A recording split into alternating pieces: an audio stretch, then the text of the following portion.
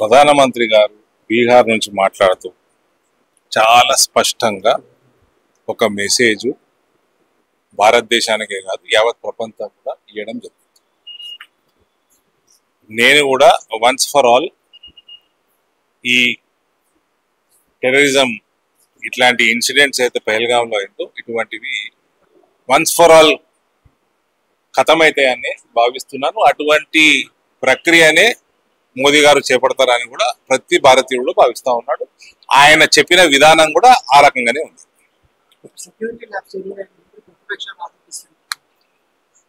అక్కడ మనకి 26 భారతీయులు మరియు ఒక నేపాల్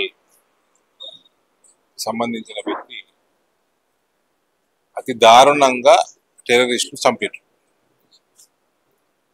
దీని మీద ఈ ప్రతిపక్ష పార్టీలు రాజకీయం చేయడం అన్నది నిజంగా కూడా అది మన దురదృష్టం. అది నరేంద్ర మోదీ గారు ప్రధానమంత్రి అయినాక హార్డ్లీ ఫింగర్ టిప్స్ మీద మనం లెక్క పెట్టవచ్చు.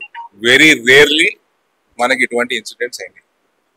అంతకుముందున్న ప్రభుత్వాలు ఉన్నప్పుడు గడియారం గంట కొట్టినట్టు వారం కోటి 10 రోజుల కోటి సీరియల్ బాంబ్ బ్లాస్టులు, విచ్చలవిడి అటాక్లు, టెర్రరిస్టులు జరుగుతూ ఉంటాయి. వాళ్ళు అటువంటి వ్యక్తులు కూడా ఇవాళ దీన్ని రాజకీయం చేయడం అనేది సబబు కాదు. హైదరాబాద్ లో చాలా మంది పాకిస్తాన్ పార్టీ ఈ రోజు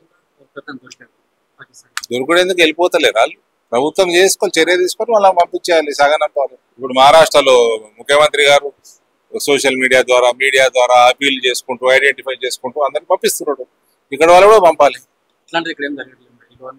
చేయాలి, మరి ముఖ్యమంత్రి చేయాలి, డీజీపీ చేయాలి.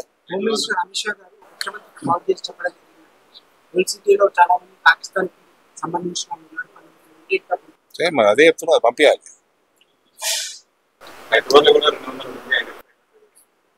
250 పైన ఉన్నట్టు చెప్పింది. వాళ్ళని ఐడెంటిఫై చేసి పంపించేయండి, ఐడెంటిఫై చేసే చెప్పింది.